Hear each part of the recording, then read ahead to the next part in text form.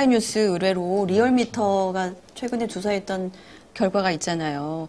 여기서 이제 결과를 살펴보면 방금 박 대표님 말씀하신 대로 당시에 이낙연 20.6, 윤석열 19.8, 이재명 19.4로 나타났는데 이 수치를 보도하면서 대부분 많은 언론들이 윤석열 대권 후보 2위에 올라섰다는 제목으로 기사를 많이 내보낸 경우가 많았습니다.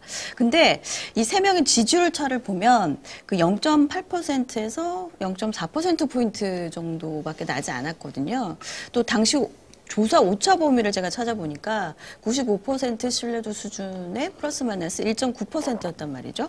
관련해서 저희가 그 중앙선거 여론조사심의위원회 위원장인 그 김영원 숙명여대 그 통계학과 교수의 의견을 한번 들어보고 가도록 하겠습니다. 동일한 체중계인데 동일한 사람이 한번 올라가서 측정을 했을 때 한 83.2kg이 나왔어요. 내려왔다가 다시 올라가서 측정을 하니까 한 83.8kg이 나왔어요.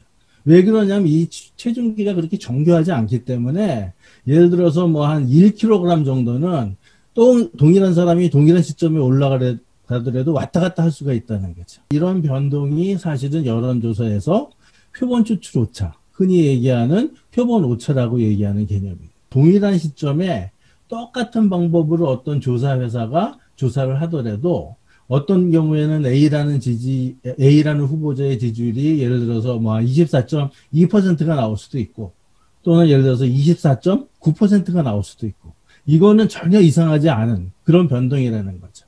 따라서 우리가 이런 오차가 있다는 걸 감안을 하면 사실은 여론조사 결과를 해석을 할 때 소수점 아래 정도는 사실은 전혀 의미가 없다고 봐야 돼요. 미국 여론조사 보시면 소수점 아래 안 써요. 그 사람들이 소수점 아래 계산 안 되는 게 아니거든요. 왜 안 쓰냐면 다 나름대로 생각이 있어서 안 쓰는 거죠. 언론사에서 여론조사 결과를 갖다 보도를 할 때 이런 식으로 소수점 아래 쓰는 거는 사실은 전혀 의미가 없고 오히려 시민들이 그 여론조사 결과를 볼 때 오해를 하게 될 소지가 더 크다는 거죠. 언론 보도를 할 때는 가능하면은 좀 이런 문제가 덜 생기도록 보도를 하는 게 바람직해요. 저널리즘 차원에서 보면 한국에서는 소수점 첫째 자리까지 이제 쓰는 게 그동안의 관행이었고요. 근데 뭐 미국 언론 보도라든지 뭐 유럽 쪽도 그렇고 뭐 여론조사 특히 이제 선거 여론조사 발표를 할 때는 사실은 소수점을 쓰는 경우는 거의 찾아보기는 힘듭니다.